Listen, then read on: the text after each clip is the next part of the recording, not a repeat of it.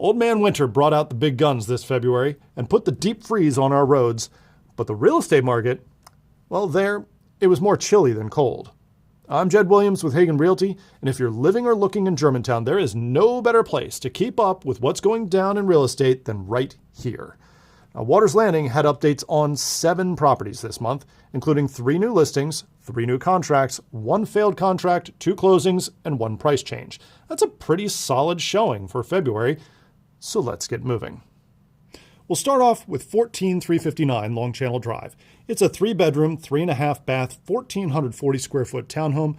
Now, it went active on the 31st of January, priced at $525,000, and went under contract on February 3rd.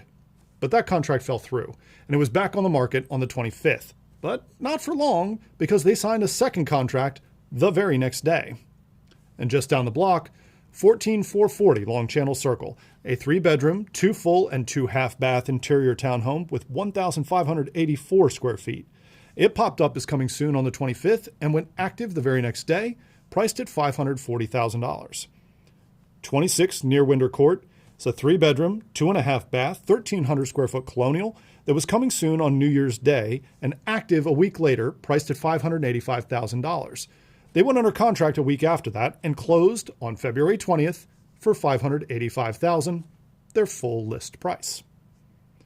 2550 near Winter Street is one of the smaller single-family designs here in Waters Landing, but still manages to fit 4 bedrooms and 4.5 bathrooms in its 1,539 square feet. Now, it was coming soon on the 24th and active on the 25th, priced at $599,900. 13643 Spinning Wheel Drive is a 5-bedroom, 3.5 bath, 3,000 square foot split level.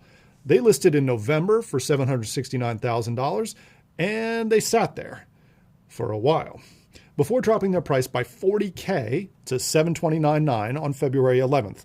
But apparently it wasn't enough because they ended the month still active at 108 days on market. Now, just 2 doors down, we have 13647 Spinning Wheel Drive, a 4-bedroom, 2.5 bath, 2,300 square foot split level. It was coming soon on the 4th and active on the 12th, listed at $679,900, which was enough to grab someone's attention because it went under contract the very next day. And last up, and just around the corner, is 2705 Spinning Wheel Place, a 4-bedroom, 2.5 bath, 2,100 square foot colonial. They listed for $650,000 in early January and went under contract 8 days later. They closed on February 6th for $675,000, which would have been $25,000 over their asking price, except they gave back $5,000 in closing cost help. But still, a solid performance. Now let's shift to a wider look at the Germantown market. The headline this month is that prices continued their downward trend. Year-over-year prices turned negative back in October, but they accelerated their decline to 2.1% in February and are now 2.3% from their peak a year ago.